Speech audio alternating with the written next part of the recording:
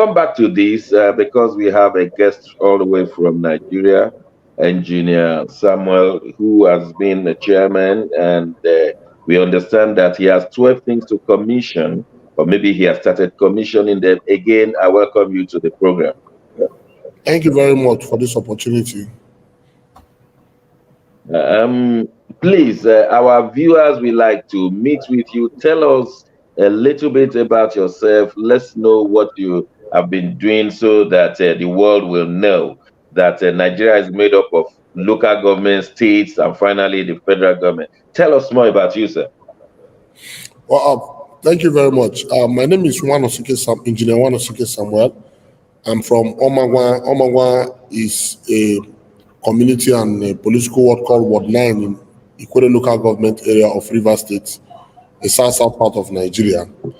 And as far as me and my team we are concerned, we believe that the drafters of the constitution of this great country called Nigeria meant well for this nation. But even in science, even in engineering, there's no machine that is devoid of coefficient of error or plus or minus error deficiencies. Because if you have any instrument or machine that does not have that coefficient of error, then you're talking about that being a spirit. And so the drafters of the constitution, in thinking that they want to bring government closer to the grassroots people, decided in the 1976, if I'm correct, to say that Nigeria will have a third-tier government called the local government councils. And in Nigeria, we have 774 of these local government councils. And fortunately enough, my local government council happens to be one of the ancient local government council that was created immediately after Nigeria came out of the menace of the Civil War. And we met, me and my team in 2018, met a local government system that was dead and out.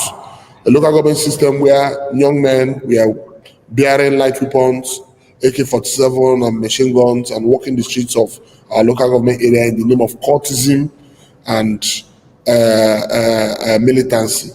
But as God may have it, we know that that is not the way to develop our place. That is not the way to make life meaningful or people have value for their activities as human beings.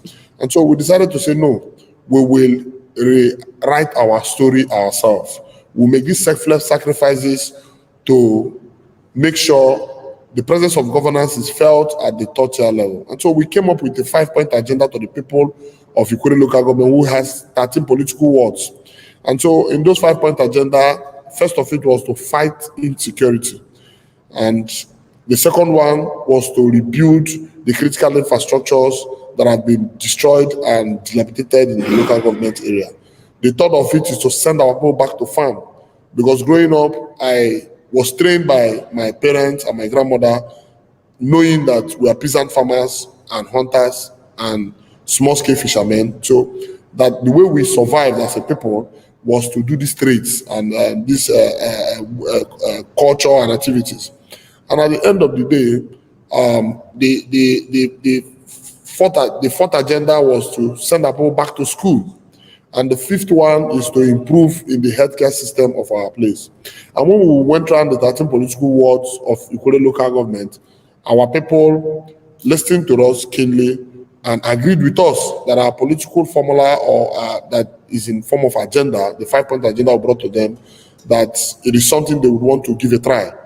And when they gave us the opportunity via their votes, we were sworn into office 18th of June 2018 for our first term in office, knowing that the local government systems in Nigeria, as amended by the Rivers State Assembly local government law, says that we must have a 3-year term. And so we knew that what was our problem was time and resources. Knowing how rich Nigeria has become now, in this current day, APC failed federal government leadership. And we had to say, look, this is time to roll up our sleeves, make great sacrifices, keep ourselves hungry, and rebuild that which they think is not possible. And Thank you very much, engineer. the story Let me is just quickly ask you, what's the state of security in your local government? We saw that the River State House of Assembly just passed a bill stopping road grazing, and that they're not going to accept grazing and ranching on their roads. So, what's the state of security in Ikwerre local government right now? by the grace of God Almighty, the state of security in the Ikwerre local government is good. I can say good because our people have gone back to farms. Our people who ran away from their various communities have returned home. All our aged parents that are living in urban areas have come back home. People are now having ceremonies, wedding ceremonies, burial ceremonies, wrestling festivals, and other activities. Industries are springing up. Investors are now coming back. What we had in the past, where investors were being kidnapped and they lose their life, so they run away. So now, Kure local government is the first of on the first rise. Yes, talking about the grazing act, because it's now an act, has been signed into law by the governor of the state. You remember that the 17 Southern governors met first in Asaba, took a position, met again in Lagos, took another position, and we agree with the position of the Southern governors. Because we're going to have a situation where men who we don't know come into our communities, attack our mothers, attack our fathers in the farms, rape our women, butcher our people, graze on our lands, keep our people hungry, and when we don't have where to run to. So, and we know that this open grazing is a cake. It's gone and gone forever because none of our laws agrees to it. There is no proper documentation to say that these are the grazing routes they are even talking about. And so ranching is the way to go in the modern day, knowing what is happening all over the world. Cattle rearing is a business like a man who is running a tailoring house.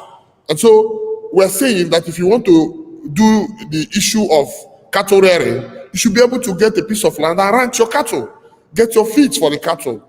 Use the modern technologies that are not even difficult. They're all in the internet. They're in Google. Google will show you what it is. That's the current technology that you need to use to improve the fertility of your cow, produce good meat, produce healthy milk, and make more money.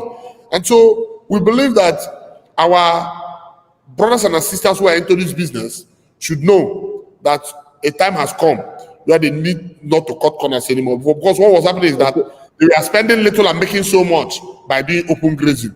But now the conflict of development has come. People are building in a lot of land owned by them, and they are shrinking the spaces. So nowhere to graze. So when you get a place, declare a ranch and make sure you keep yourself safe. If somebody now comes to your ranch to come and rustle your cow, the government will come to your protection. And you too cannot go to Engineer Samuel, thank you very much. I have my colleagues, one in London and the other in Milan, and they would like to ask you questions. Are you ready for their questions? I'm ready. I'm ready. Yes, not in the city of London. What would you like to ask Engineer Samuel? He has 12 commissioning to do, and he is one of the utmost local government chairman among the 774 local governments, as he has explained. Do you have any question for him? Yes, one or two questions. Engineer Samuel, once again, you're welcome to this program. Thank you very much, sir. And if you don't mind, we want to ask you what you said you are first you are concerned. You are satisfied with the security in your local government. How about other parts of River State and Nigeria?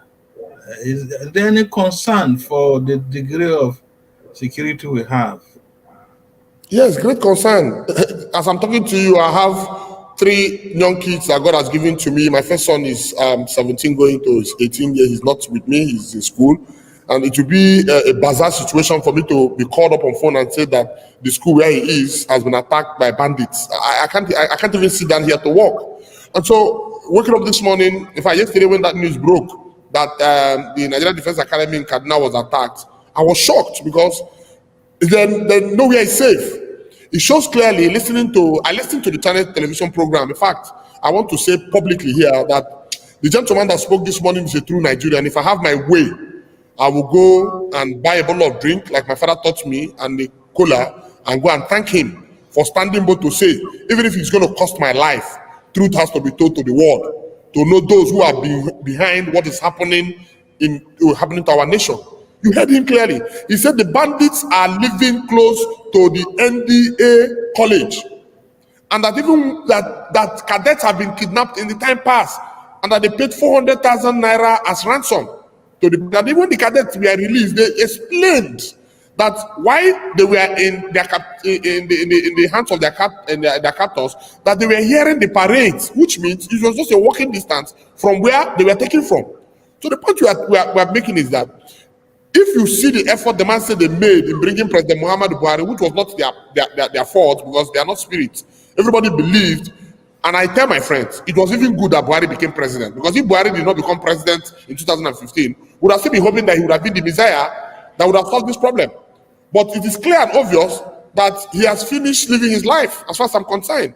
So it is now left for us, who are young people, who still have what it takes to stand as Nigerians, to now say, look, now people are not telling us what the problem is. How do we solve this problem? Insecurity is a big problem in Nigeria. And like he said, we have gone 60 years backward. And until we realize that this issue of nepotism, ethnicity, and religion should be jettisoned, and that the constitution of Nigeria should be the main foundation for every activities and our coexistence, then we don't have any solution to solve this problem. And let me also say, like he also said, he said, irrespective of whoever is coming to power after President Muhammadu Buhari, if Nigerians don't jettison these three issues I've talked about, that person will still fail as the president of this country. No matter whoever, even if you bring him from Harvard, he will fail. So the truth of the matter is that sabotaging your own nation is an unforgivable sin. And we are saying clearly that as Nigerians, we have the right to belong to any religion we want to practice. Our constitution has said that. We live in a free society. And that people should know that where their rights begins and ends is where the next man's rights begins. And so, as far as we are concerned, today, President Muhammadu Buhari and his APC-led administration have no excuses to make again. In fact, himself, last week, when he met with the service chief, said that please, he has given them the last marching order, that he doesn't want to leave government as a failure. He has seen clearly that he has failed. What time does he have? Very soon we are going to go into serious politicking. And when we go into serious politicking, nothing can be done again. So what we are saying is that the days of making excuses are gone. We need to start sitting down. And again, you, our brothers and our sisters in diaspora, should please do us the favor of knowing that nobody will build this nation other than we Nigerians. And the more you realize that where you live today, we are built by men and women who went through pains to build where you're living today, then you have to start thinking of coming home with the experience you have, with the resources you have, to come and join force with us. We can't run away from our nation. We can't run like Afghan people running and hoping that America will do magic. We must stand as Nigerians. We're 230 million people, and less than 1 million people are holding us down. I don't believe that. But it's making me go crazy whenever I think about it. It's not Tucano that will win this war. It is our will, our political will.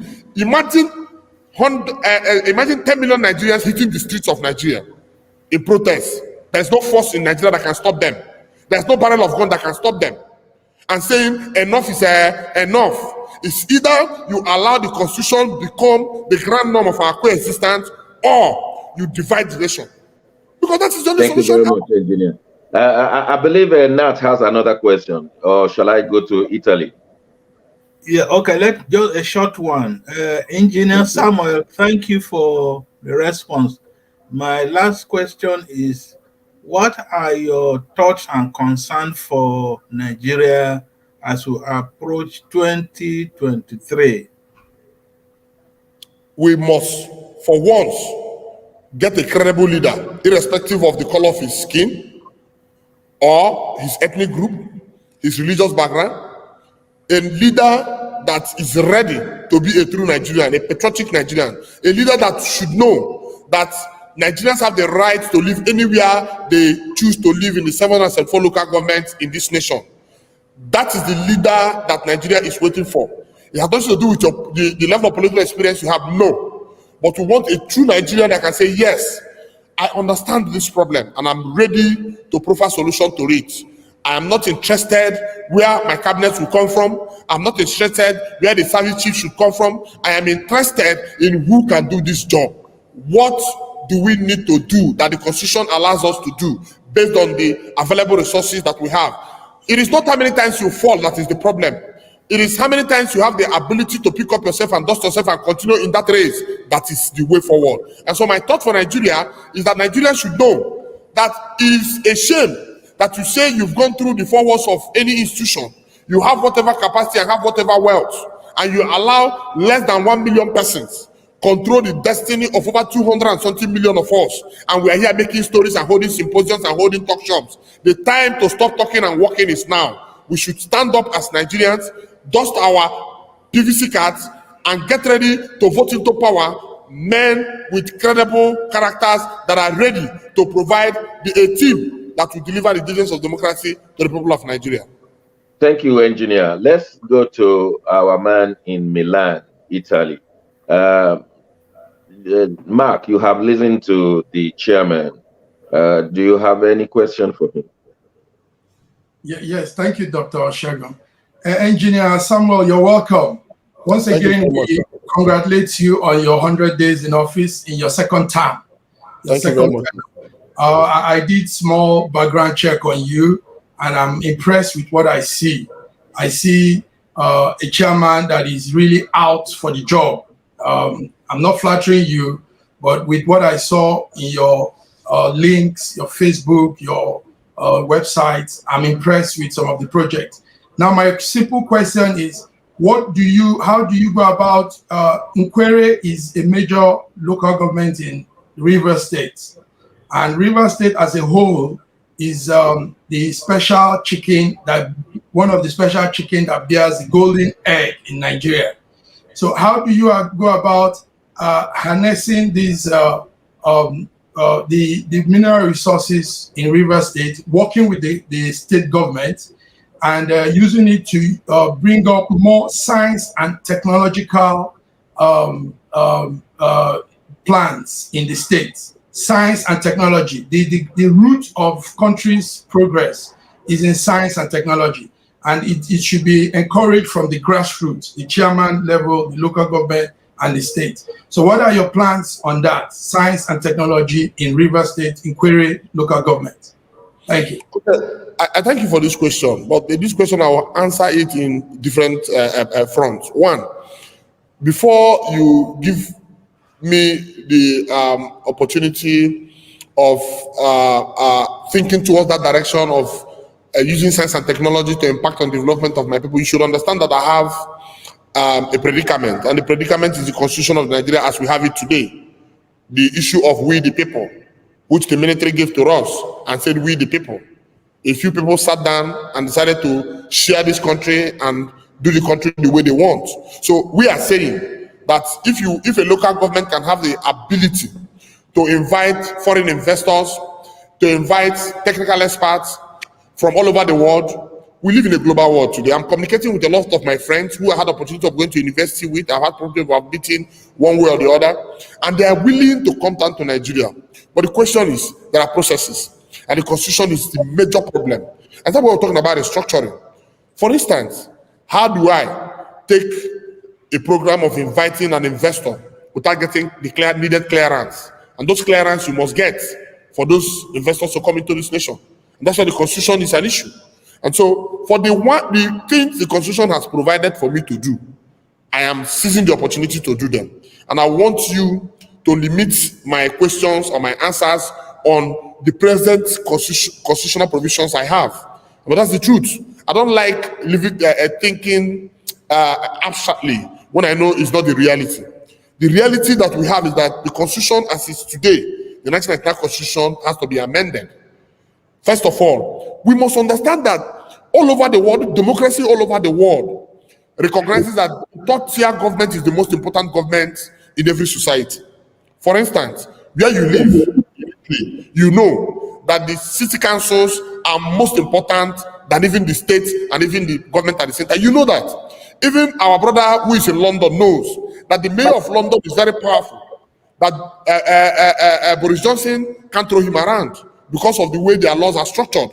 But here, Which local government chairman would dare make a statement or state his heart to say this is the way we need to solve this problem? And the next day, you know what will happen. But I know that a leader will emerge that will take the bull by the horn and say, enough is enough. And that's the leader we are waiting for.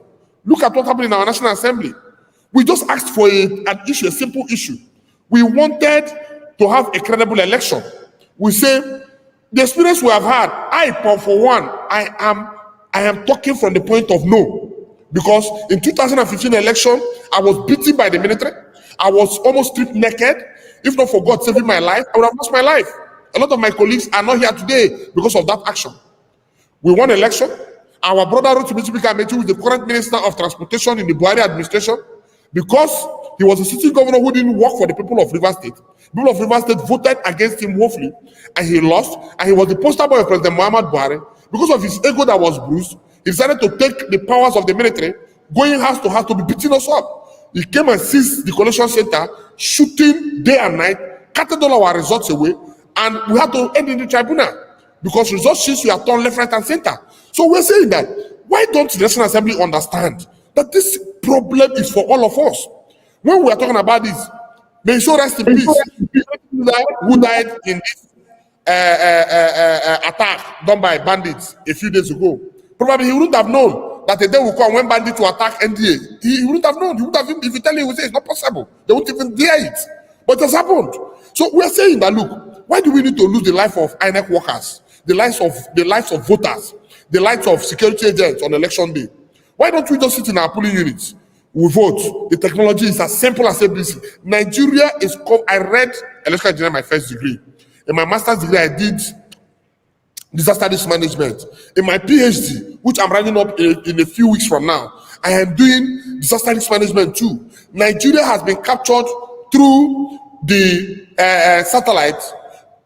No part of Nigeria that you cannot reach through satellite. And so INEC cannot tell us. And INEC can say, look, we have the capacity to transmit election results from polling units. That's the only way we can get a credible leader. Because if the market woman knows that Mr. Amadi is the man that will be the president of Nigeria, that will make her go to market and go to farm without being harassed, you don't need to tell her. She will vote Mr. Amadi in her polling unit.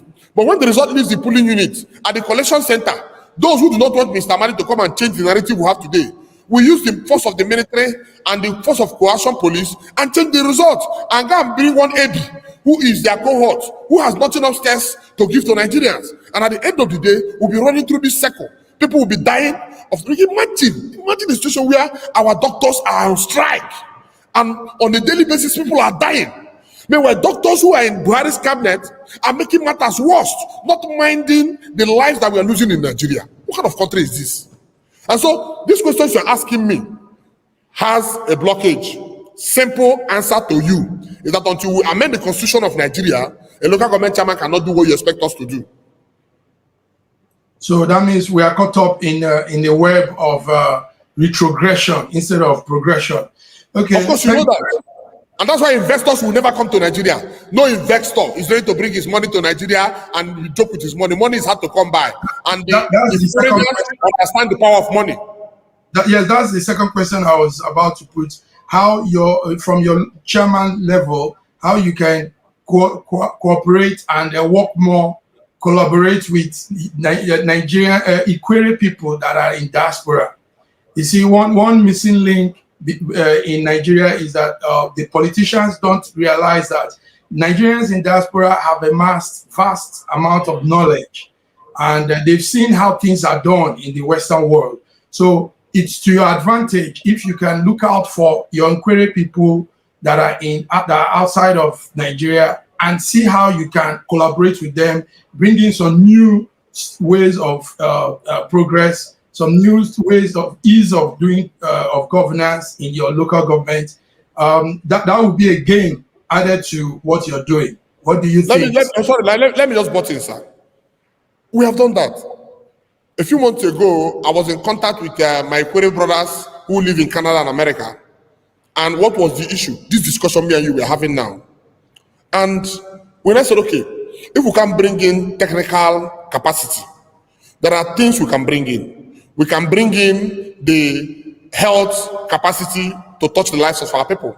And I brought in, by the grace of God, 112 medical practitioners in conjunction with Nwanosike Ikwerre. I brought them into Nigeria. I brought them to Ikwerre local government in Adanta. I rebuilt a health center.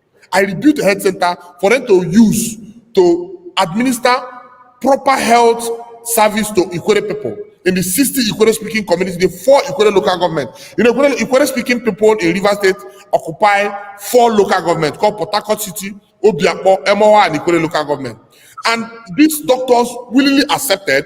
And in fact, it was at the peak of COVID. They took exemptions from their very important workplaces, medical consultants, and they came to Nigeria. They brought foreign drugs, they brought expertise, and they administered this drug. For 2 weeks, they were in Nigeria. And I asked them, how is it you can build world-class medical facilities in Nigeria? They say it's possible, it's doable, but there's a problem. For you to even bring in the drugs they came in with to give to our poor people in Nigeria, it was a problem. They had to do a lot of contact, a lot of pressure, talking to the embassy and giving them the reason why elderly people who are dying in the villages should be attended to. And a lot of people also, a lot of the drugs didn't even come through normal processes. Because some of the drugs were even seized, even as I'm talking to you. Who would believe this? Nobody will believe it. And so until we reject the constitution of Nigeria, we will still be going through this. I can tell you, sir, I have friends. I'm lucky to have friends all over the world. And my friends are ready to come to Nigeria. But somebody needs to allow them pass through the gates. And there's a man that holds the key. The man that holds the key is the number 1 man at the center. Does the man believe that Nigerians need to be alive? If he believes that Nigerians need to be alive as the president of this nation, he would have called the Minister of Labour to order. By now, DJ should have been sacked as a Minister of Labour. The Minister of Health should have been sacked for the death of Nigerians over unnecessary issues, things that are not worth it. What is 5.something billion when people are stealing hundreds of billions and not being prosecuted in this nation under the Buhari administration? All right, we have the last question for you, sir.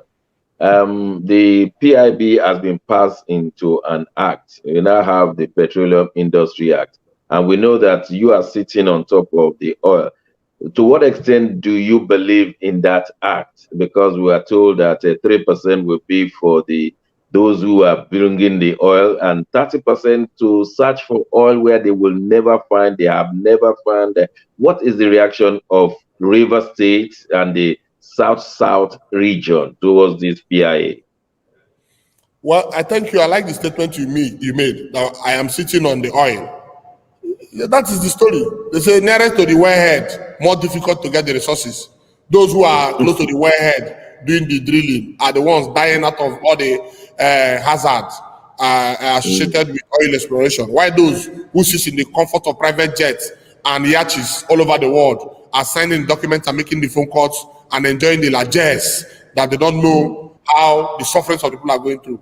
Well, there's nothing to be said anymore. If the 17 Southern governors took a position and the National Assembly jettisoned it and voted otherwise, what again? They're not interested. They have bragged that we are conquered people. So we'll leave it at that. Engineer Samuel, it's been a pleasure, and we hope to have you very soon, because we are yet to know the 12 things you want to commission, and I'm sure there will be enough time for us to look into that in the nearest future. If you just give me 30 seconds, I'll read them out to you. One. Okay, quickly, because the world will want to know. In Ward 2, Ishokbo Ward 2, we are commissioning a 1,000 sitting capacity town hall. Every project in the Ikwerre local government, we are agreed by the wards, because before we went into this election in our first term, we had town hall meetings with all critical stakeholders of each ward, and they told us what their problem is. In our dialogue, they said if you have 2 things, one is greater. Because of the little resources and short time, which is bedeviling every government all over the world, when you come into office, you cannot carry everything and do them at once. You take them quick, the ones you can handle. So in Ishokbo Ward 2, we are commissioning a town hall. In Elele Ward 3, we are commissioning a market stable, 26 market stable with toilet facilities and office for a market master. In Ward 4, we are commissioning a 1.2 kilometer drain that to solve the drainage problem they have in Ward 4. Ward 4 is in Elele. In Ward 5, we are commissioning a 26 stable market with toilet facilities and a town hall. This in what is where we will not. What is not part of those the world will concern that project because we had an issue. So we are starting the construction of that project next week, and so we're not going to be part of the program. That's why it's not going to be 30, it's going to be 12. Now, in Ward 7, we are going to commission a hospital, a health center, if you might call it. In Ward 8, we are commissioning a befitting police station. Remember, building a police station is the work of the federal government, but the federal government does not care whether the security of Ikwerre local government people is on top gear or not. So they keep impoverishing the police. How can you imagine a policeman buy his belt, buy his boots, buy his police uniform, and you're expecting him to do magic? So we have decided to build a brand new police station for Ward 8 Chubima, which is Rotimi Ameti's ward. Rotimi Ameti's ward. The present Minister for Transportation. Let's emphasize on that. In Ward 9, which is my ward, we are commissioning a 16 classroom block built for a secondary school. We are commissioning a 1,016 capacity town hall built for our traditional institutions. We also, by the grace of God Almighty, going to commission a 100 store lockup shop and 180 stable market for Omagwa people. If you've been to Ikwerre local government, call it a bushmeat center. The only place where you get our original African spice or recipe, if you might think about it, if you call that way. Okay. Now, and in that project, we are working in collaboration with NDDC. So I must make it clear, because NDDC saw what we are doing in Ikwerre local government, saying that the drafters of the NDDC Act said these are the local government they should go and partner with. And Ikwerre local government is on record. Ikwerre local government is the first local government NDDC as a federal government entity is partnering with to achieve a goal. In Ward 10, we are going to commission a 14 classroom block for a primary school with staff rooms and all the rest. In Ward 11, which is Ozoha, we are connecting them to the national grid. Don't also forget, when I became chairman in 2018, Ikwerre local government, where Rotimi Amechi comes from, has been out of the national grid for 3 years. It was my team and I, by the grace of God, that reconnected the entire Ikwerre local government from our whole substation down to Ikwerre local government, and today we are up in the national grid. In Ward 12, Igruta, we are going to commission a modern hospital for the good of the people of Igruta. In Ward 13, we are commissioning a 15 classroom block for the primary school in what they call it in Alo. Alo is the last one, and that's the ward that is hosting the University of Port Harcourt. So, okay, how many years do you have to do all these commissions? This commissioning will start first week of October, and it will run for 3 weeks. And after 3 weeks, because we will come back to you. Yeah, we will come back to you to ask for you in 2 or 3 years whether you have accomplished everything you have told us. No, for you remember the first time I had the opportunity of being in your show, I told you that we are going to rebuild the Ikwerre local government secretariat, and by the grace of God Almighty, God made it come to pass. We started that project 24th of November 2019, and we completed that project in 24th of November 2020.